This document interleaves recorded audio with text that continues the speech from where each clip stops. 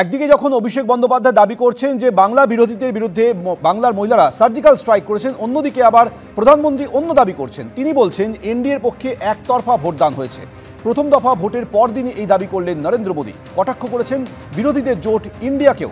পাল্টা মমতা বন্দ্যোপাধ্যায় বলেন, আগে তো 200 পার করুন, তারপর তো পুকুরে সাঁতার কাটবেন।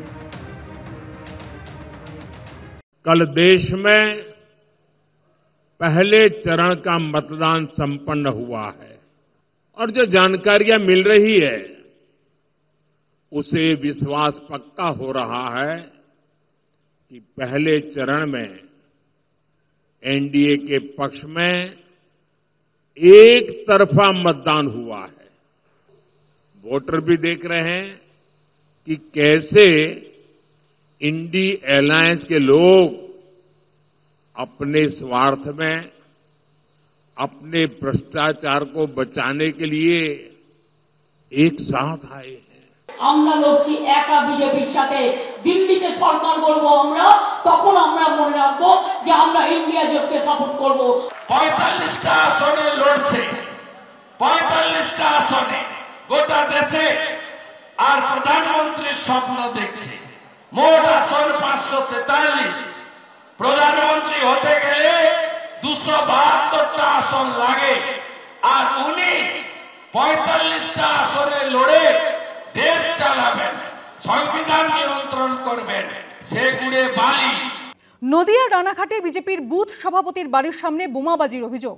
এই ঘটনায় তৃণমূলের বিরুদ্ধে অভিযোগ তুলে রানাঘাট থানায় অভিযোগ জানিয়েছে বিজেপি। পাশাপাশি অভিযোগ জানানো হয়েছে নির্বাচন কমিশনেও, যদিও যাবতীয় অভিযোগ অস্বীকার করেছে তৃণমূল।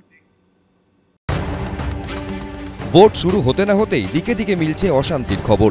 এবার নদিয়া রানাঘাটে বিজেপির বুথ সভাপতির বাড়ির সামনে বোমাবাজির অভিযোগ উঠল তৃণমূল কাউন্সিলরের বিরুদ্ধে। ঘটনার প্রতিবাদে রাতেই প্রতিবাদ মিছিল করেন বিজেপি কর্মীরা। রানাঘাট পুরসভার 8 নম্বর ওয়ার্ডের 238 নম্বর বুথে বিজেপি সভাপতি কল্যাণ কুমার ঘোষ। তার অভিযোগ, শুক্রবার রাতে রানাঘাট পুরসভার 8 নম্বর ওয়ার্ডের ব্যানার্জি লেনে তার বাড়ির সামনে বোমাবাজি করে তৃণমূল। আমার ওয়াইফ বাইরে ধূপধুনো দিতে গিয়ে দেখি 3খানা পরপর আওয়াজ, এবং আমি ঘরের মধ্যে থেকে বেরিয়ে দেখি 3টে ছেলে দৌড়ে পালাচ্ছে। 3খানা বোম পড়ার পর আমি খুব আতঙ্কিত, আমার বাড়ির লোকও আতঙ্কিত।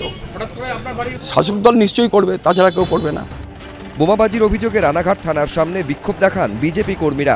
পাশাপাশি রাতেই প্রতিবাদ মিছিল করে বিজেপির পার্টি অফিসের সামনে একটা বিক্ষোভ করে তৃণমূল কংগ্রেস। বুথ প্রেসিডেন্ট কল্যাণ ঘোষের বাড়িতে 3টে বোমা ফেলে অজ্ঞাত পরিচয় কিছু ব্যক্তি, ওটা তৃণমূলেরই দুষ্কৃতি, এটা আমাদের ধারণা নয়, আমরা স্যাঙ্গুইনি ওটা।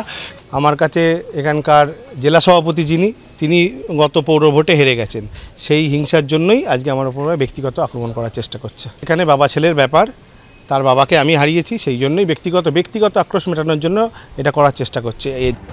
বোমাবাজির ঘটনায় রানাঘাট থানায় অভিযোগ দায়ের করা হয়েছে বিজেপির তরফে। নালিশ জানানো হয়েছে নির্বাচন কমিশনের কাছেও।